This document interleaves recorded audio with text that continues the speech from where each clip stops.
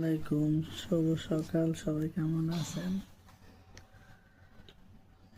আমার প্রাণ প্রিয় ভাই বোনেরা, আসলে আমি অনেক অসুস্থ হয়ে গেছি হঠাৎ করে।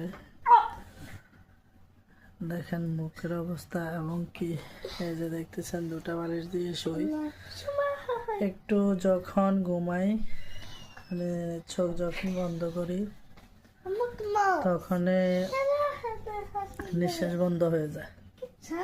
গত মঙ্গলবার থেকে এই সমস্যাটা, আমি গত সপ্তাহে স্কুলে গেছিলাম, তখন থেকে মানে আস্তে আস্তে আমি দেখতেছি যে বুক ব্যথা করতেছে।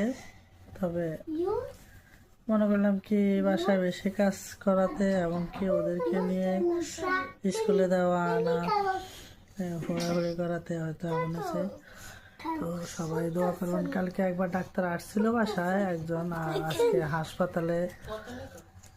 হাসপাতালে তারপরে যাব রাত্রে। পরীক্ষা করলে বোঝা যাবে কি হয়, দেখা যাবে। তো সবাই দোয়া করবেন যেন তাড়াতাড়ি সুস্থ হয়ে যায়। একদিন হাসপাতালে যদি থাকে তাহলে অনেক সমস্যা এদের জন্য, এদের দুজনের জন্য। তো সবাই দোয়া করবেন। পুরা রাত ঘুমাইনো এই ব্যক্তি, আর আমি নিজে তো ঘুমাইতে পারি না। যে যেখান থেকে ভিডিওটা দেখছেন, সবার প্রতি অনেক অনেক দোয়া এবং ভালোবাসা।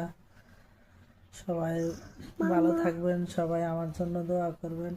গলা একদম ফুলে গেছে, টনসিলে ইনফ্লুয়েঞ্জা হয়ে গেছে অলরেডি।